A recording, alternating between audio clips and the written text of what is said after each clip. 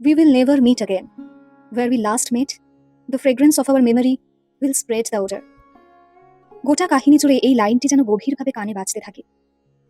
এক প্রান্ত থেকে আরেক প্রান্তে ভ্রমণ নির্দিষ্ট সময় শেষ হয়, পথ ফুরিয়ে আসে, চেনা অচেনা অগুন্তি মানুষ দূরে সরে যায়। তবু কিছু মুহূর্ত, কিছু দৃশ্য, কিছু অনুভূতি, কিছু পরিচিতি নুড়ি পাথরের মতো কুড়িয়ে নিয়ে মানুষ বাড়ি ফেরে, যা স্মৃতির গন্ধ হয়ে দীর্ঘদিন রয়ে যায় মানুষের মনের ভেতর।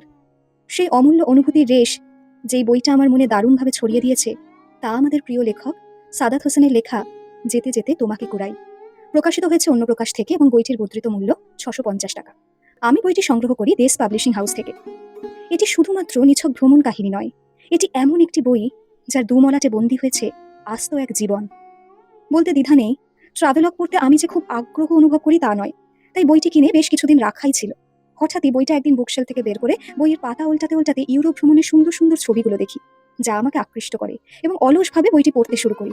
সেই শুরু। তারপরের ঘটনা সত্যিই আমার নিজেরই অবিশ্বাস্য। আমি মুগ্ধ। এই বইয়ের অনেক পাতা বহুবার আমাকে বারে বারে পড়তে হয়েছে, এতটাই আচ্ছন্ন করেছে।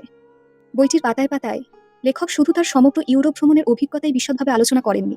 এই বইয়ের মধ্যে তিনি স্থান দিয়েছেন প্রিয়জনকে ছেড়ে দূরে যাওয়ার বেদনার ব্যক্তিগত প্রতিক্রিয়া, যাত্রাপথে আপন হয়ে ওঠা কিছু আগন্তুকের সঙ্গে হৃদ্যতাপূর্ণ কথোপকথন, ইউরোপ জুড়ে তাকে ঘিরে বিভিন্ন অনুষ্ঠানের আয়োজনের ছোট বড় নানা অভিজ্ঞতাকে।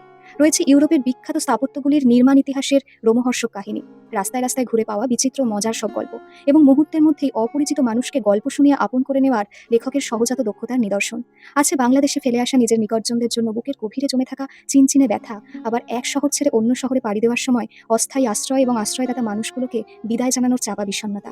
আছে নতুন শহর আবিষ্কারের রোমাঞ্চ, আর রয়েছে কিছু পাতা অন্তর অন্তর বাবা মেয়ের আন্তরিক আলাপচারিতা, যা লেখকের ভাষায় প্রাণ ও পাখির ক্ষুদ্র গভীর সংলাপ।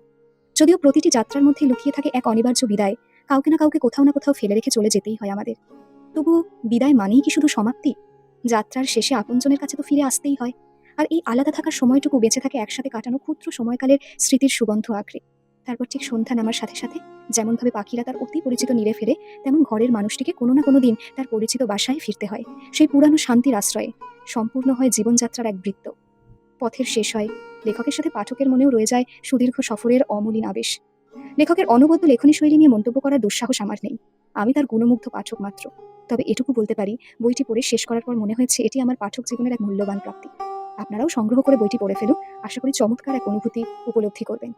আজ এই পর্যন্তই। এই ভিডিওটি ভালো লাগলে পাশে থাকবেন বুক গেজিং শব্দের পাতায় দৃষ্টির বিশ্রাম।